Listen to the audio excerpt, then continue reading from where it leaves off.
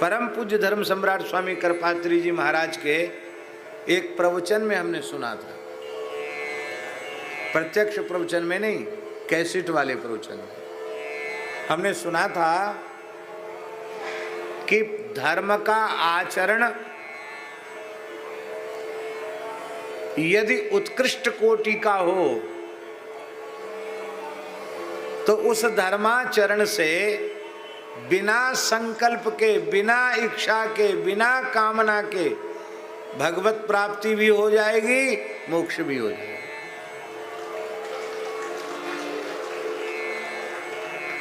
उदाहरण तो स्वामी जी ने उदाहरण दिया वृंदा का। वृंदा जलंधर के अतिरिक्त किसी को परमेश्वर नहीं मानती। उसकी दृष्टि में न कोई देवी है न कोई देवता है। उसकी दृष्टि में उसका सर्वेश्वर, उसका परमात्मा, उसका आराध्य इष्ट जलंधर ही है। जलंधर को ही सर्वस्व मानती है।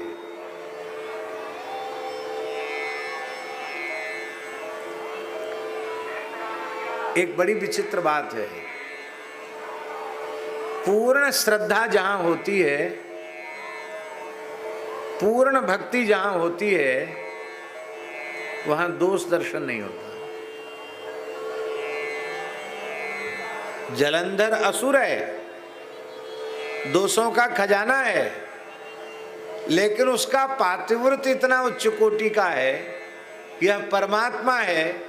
ऐसी जो श्रद्धा उसकी है, इस श्रद्धा के कारण दोषों का खजाना जो उसका पति है, उसमें उसके दोष का दर्शन नहीं होता। भागवत के 5वें स्कंद में भगवती लक्ष्मी स्तुति करते हुए कह रही है, स्त्रियो व्रतैस्त्वाम ऋषिकेश्वरम पतिम।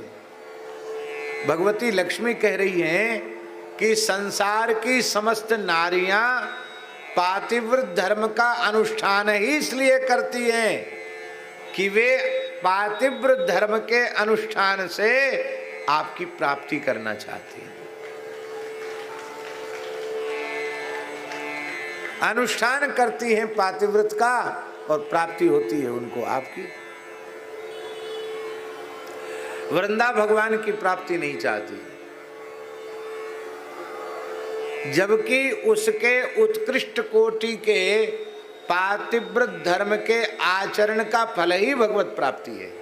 अब वो चाहती नहीं, तो भगवान ने कहा तुम भगवान के रूप में मुझे नहीं चाहती हो, मैं सर्वगत सर्वरूप सर्वमय हूं, जलंधर के रूप में तो चाहोगी कि नहीं? तो सर्वगत सर्वरूप सर्वमय भगवान जलंधर बन गए। और जब उसको पता चला कि ये मेरे पति नहीं है, ये तो छल करने वाले विष्णु हैं, तो भी उसे प्रसन्न तो कम से कम होना चाहिए था। प्रसन्न होना चाहिए कि नहीं, कि चलो मेरे पातिव्रत का उत्तम फल हमको मिला। ये बात बिल्कुल पक्की है। पतिव्रता को किस फल की प्राप्ति होगी? पातिव्रत धर्म के आचरण से महाराज जी, उसको पति लोक की प्राप्ति होगी। अधिक से अधिक क्या होगा? पति लोक की प्राप्ति होगी ना। पति जिस लोक में जाएगा उस लोक में वो चली जाएगी, संस्कृति के चक्र से तो नहीं छूटेगी। पर यदि परमेश्वर विद्या बुद्धिया पूर्ण पातिव्रत का पालन किया है, तो पति का कोई साधन न हो तो भी पति के सहित वैकुंठ की अधिकारिणी हो जाएगी।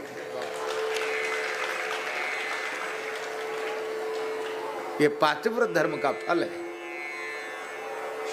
उसे प्रसन्न होना चाहिए था, वो प्रसन्न तो हुई नहीं,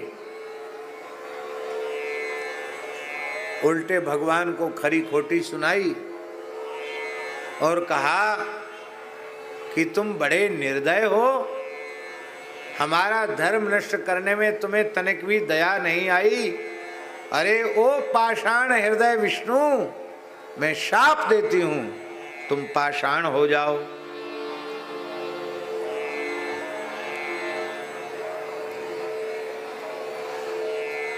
भगवान बोले कि प्यार में सब कुछ सहना पड़ता है, गाली भी खानी पड़ती है, मार भी खानी पड़ती है, पर उत्तम कोटि का प्रेम होता है तो सब कुछ अच्छा ही लगता है। हमने तो तुम्हें अंगीकार कर लिया, तुमसे हमारा प्रेम हो गया, अब तुम जो कुछ कहो सब हमें स्वीकार है, लेकिन छोड़ूंगा फिर भी मैं नहीं तुमको। क्यों? मैं अंगीकार करना जानता हूं, त्यागना तो मुझे आता ही नहीं।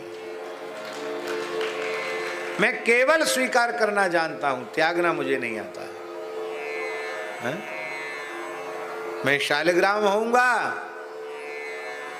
तो तुम्हें तुलसी बनकर निरंतर हमारी सेवा में विराजमान रहना पड़ेगा। अजहूं तुलसी का हरि ही प्रिय।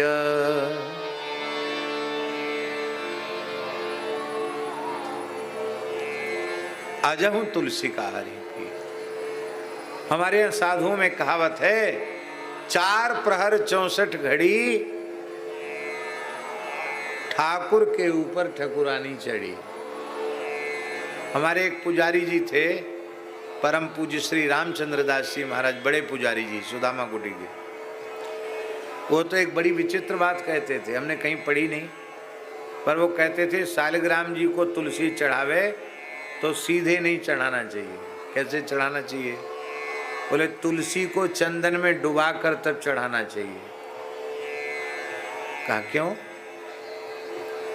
कहते चंदन में डुबा कर चढ़ाएंगे तो शालिग्राम जी की चिपक जाएगी, फिर दूसरे दिन जब तक स्नान नहीं कराओगे तब तक वो छूटेगी नहीं। तो कहते हमने पुराने महात्माओं से सुना है कि तुलसी शालिग्राम जी से स्पृष्ट न हो तो शालिग्राम जी के मस्तक में दर्द हो जाता, शिरोवेदना हो जाती, उनके मस्तक में पीड़ा होने लग जाती है। तो कहते फिर नीचे तुलसी दल पधरा कर उस पर शालिग्राम जी विराजमान करो, फिर शंख से जल छोड़ो तो छूट जाएगा, तो नीचे तुलसी का संयोग रहेगा। अब फिर स्नान करके पोंछ के तिलक स्वरूप पीछे करो, पहले थोड़ा तुलसी दल पधरा दो, तब तिलक करना शुरू करो। ऐसा कहते थे पुजारी जी। कहते तुलसी सदा ठाकुर जी के निकट ही रही आनी चाहिए। बोलो भक्तवत्सल भगवान की। तो यहाँ जो अनुसुईया जी ने कहा है कि मातु पिता भ्राता हितकारी मित प्रद सब सुन राजकुमारी, अमित दान भरता वैदे। ये अमित क्या है? वस्तुतः संस्कृति के चक्र से छूट करके मोक्ष का सुख प्राप्त करना, ब्रह्मानंद का सुख प्राप्त करना, यही वस्तुतः पातिव्रत धर्म का चरम फल है। और ऐसा पातिव्रत धर्म जो नारी को संस्कृति के चक्र से मुक्त कर देता है, ऐसे पातिव्रत धर्म का जो अनुष्ठान नहीं करती है स्त्री, अधम सो नारी जो सेवनते ही, वो नारी अधम है जो सेवन नहीं करती है। और 4 की परीक्षा संपत्ति के समय नहीं होती है, विपत्ति के ही समय होती है। धैर्य की परीक्षा, धर्म की परीक्षा, मित्र की परीक्षा और स्त्री की परीक्षा, इन चारों की परीक्षा विपत्ति के समय होती है। जब सारी परिस्थितियां हमारे मन के अनुकूल हैं, उस समय इनकी परीक्षा नहीं होती है। विपत्ति के समय ही परीक्षा होती है।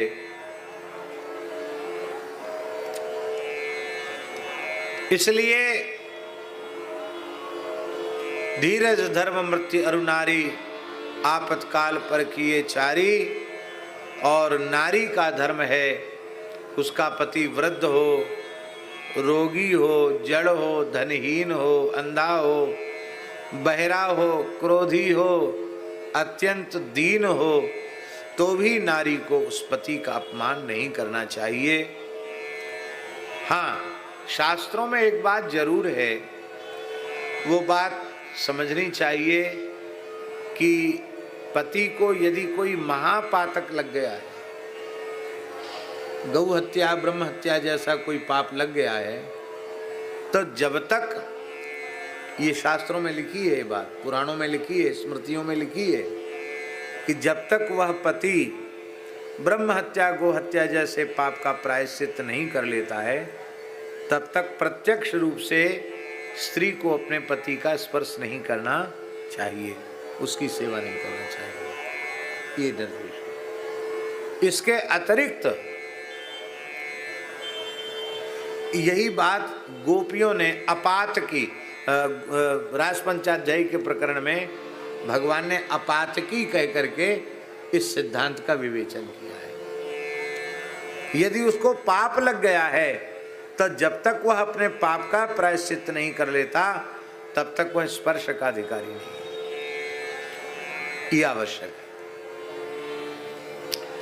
है। ऐसे पति का भी अपमान करने वाली स्त्रियां यमलोक गामिनी होती हैं और उन्हें अनेक दुख भोगना पड़ता है।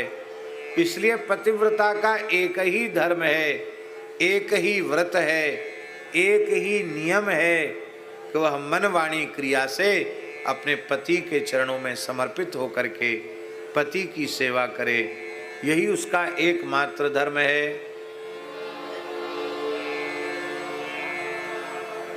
हे वैदेही, जगत में 4 प्रकार की पतिव्रताएं हैं। वेद पुराण और संत इन 4 कोटियों का वर्णन करते हैं। उनमें उत्तम पतिव्रता का लक्षण है, उत्तम के अस बस मन माही, सपने अन्य पुरुष जग नाही, सपने हुआन पुरुष जग नाही। उत्तम पतिव्रता का अपने पति के अतिरिक्त किसी भी पुरुष में पुरुष भाव ही नहीं रहता, स्वप्न में भी नहीं रहता, एकमात्र पति में ही पति भाव रहता है।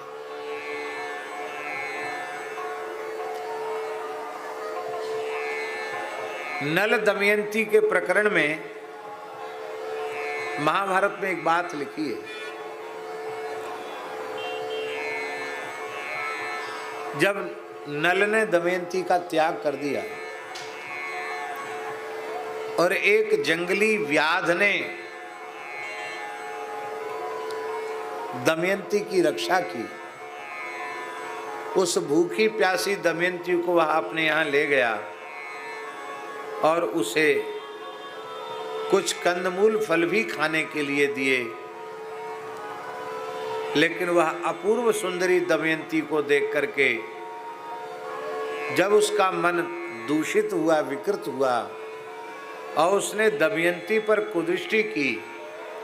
अब यहाँ एक बात बड़े ध्यान देने की है कि दमयंती का उस व्याध के प्रति पुरुष भाव नहीं,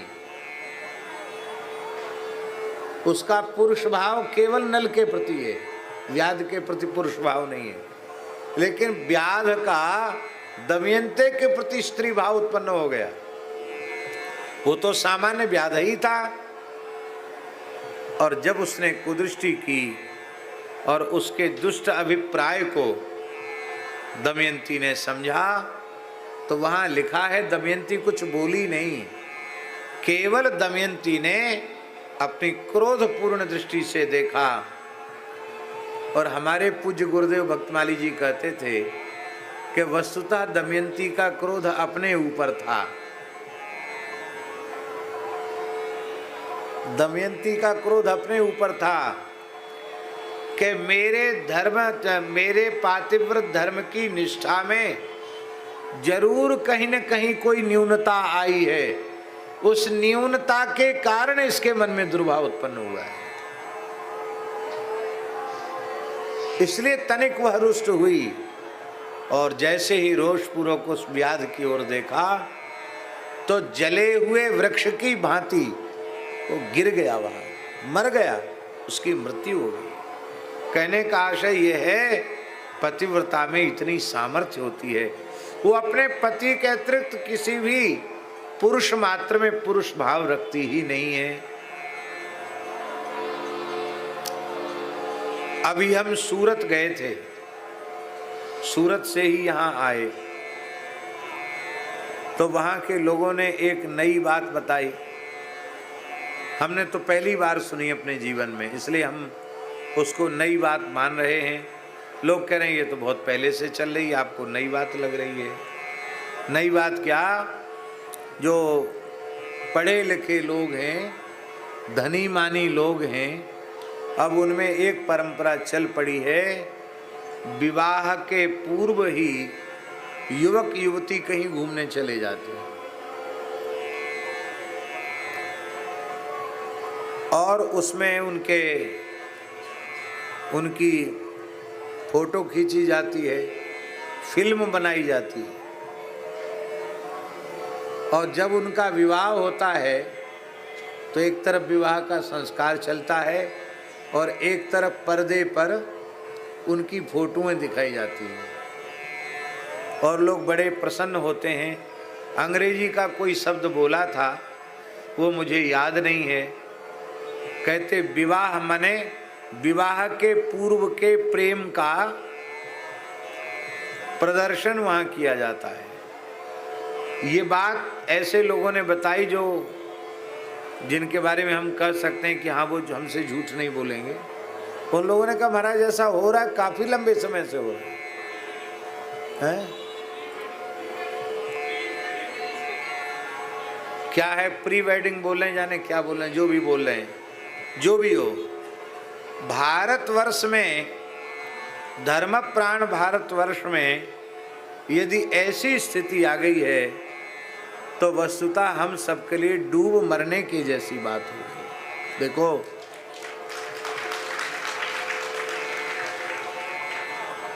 पृथ्वी के धारक 7 स्तंभ है माता जी, 7। ये श्लोक 2 पुराणों में एक जैसा ही आया है। गोभिर विप्रैश्च वेदैश्च सतीभिः सत्यवादिभिः अलुब्धैर दानशीलैश्च सप्तभिर धार्यते मही। गाय, ब्राह्मण, वेद, सती नारियां, लोभ रहित पुरुष, दानशील पुरुष, सत्यवादी पुरुष, ये 7 इस पृथ्वी के धारक स्तंभ हैं। 7 के बल पर पृथ्वी टिकी हुई है। अब इन 7 में बहुत ध्यान से सुने।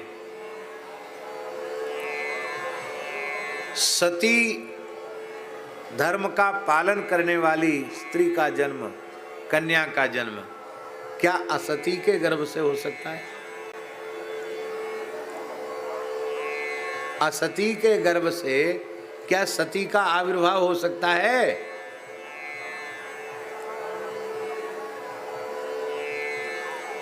सती के गर्भ से ही सती का जन्म होगा और सती नारी के गर्भ से ही लोभ रहित पुरुष, सत्यवादी पुरुष, दानशील पुरुष का जन्म होगा। नारी में सतीत्व नहीं रहेगा तो संपूर्ण सृष्टि ही विकृत हो जाएगी, क्योंकि सृष्टि का मूल तो नारी है। ये लोभ रहित पुरुष, सत्यवादी पुरुष, दानशील पुरुष, सती कन्याएं, ये किसी असती के गर्भ से उत्पन्न नहीं होती। ये धरती से नहीं फोड़ के निकलते, ये आसमान से नहीं बरसते, किसी सती नारी के गर्भ से ही जन्म लेते। इसलिए सतीत्व का पालन अत्यंत आवश्यक है। और यह कैसे संभव है इस युग में, उसका एक ही साधन है, अपने बालक बालिकाओं को बाल्यकाल से ही सदाचार का संस्कार, धर्म का संस्कार उन्हें प्रदान किया जाए। बड़ी भारी परंपरा चल पड़ी है थोड़ा पैसा बढ़ा नहीं कि बाहर भेजो पढ़ने के लिए। भारत में अब कोई विद्यालय नहीं पढ़ाने वाला। हम ऐसा नहीं कहते कि वहाँ जाकर लोग अपने चरित्र को ठीक नहीं रख सकते। जो नहीं रख सकते ठीक, वो यहाँ भी नहीं रह सकते, और जो अपने चरित्र की रक्षा कर सकते वो वहाँ जाकर भी अपने चरित्र को सुरक्षित रखने में सक्षम हो जाते हैं। लेकिन मूल बात है, हमारा धर्म, हमारा सदाचार नष्ट नहीं होना चाहिए। इस बात पर पूरा ध्यान देना चाहिए। इसलिए उत्तम के अस बस मन माही, सपने हूँ अन्य पुरुष जग नाई। मध्यम पतिव्रता कैसी है? बोले मध्यम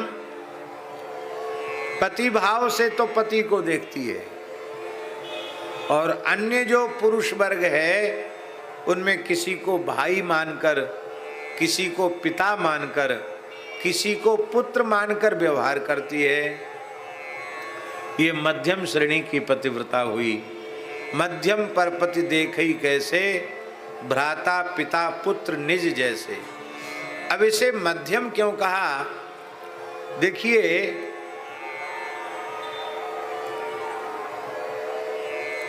श्रीमद् भागवत जी में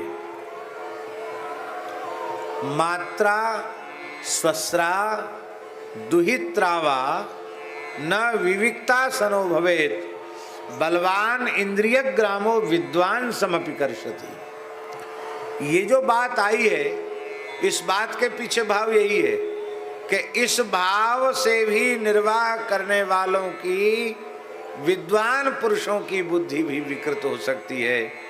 तो पतन में एक क्षण भी नहीं लगता, एक क्षण में ही मनुष्य अपनी निष्ठा से, अपने धर्म से, अपने सदाचार से डिग जाता है। इसलिए इस कोटि को मध्यम कोटि कहा, जहाँ पति में पतिभाव के अतिरिक्त भ्राता पिता पुत्र आदि का भाव मान करके देखा जा रहा है। और धर्म विचार समुझि कुल रही, सो निकृष्ट त्रिय श्रुति अस कही। अपने स्वरूप को संभाल कर रखा है उसने, अपने धर्म और सदाचार को सुरक्षित करके रखा है। केवल इसलिए करके रखा है कि हमारा जिस कुल में जन्म हुआ है, यदि मैं अपनी निष्ठा से विचलित होंगी तो हमारा कुल कलंकित हो जाएगा, हमारा धर्म नष्ट हो जाएगा। और जब जीवन में धर्म ही नहीं रहेगा तो हमारे पास रह क्या जाएगा। इस प्रकार से विवेक के कारण अपने मन को, अपनी इंद्रियों को उस ओर जाने से रोक लेती है।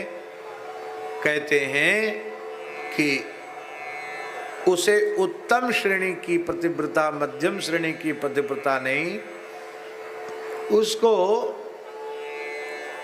निकृष्ट श्रेणी की, निम्न श्रेणी की पतिव्रता कहा गया।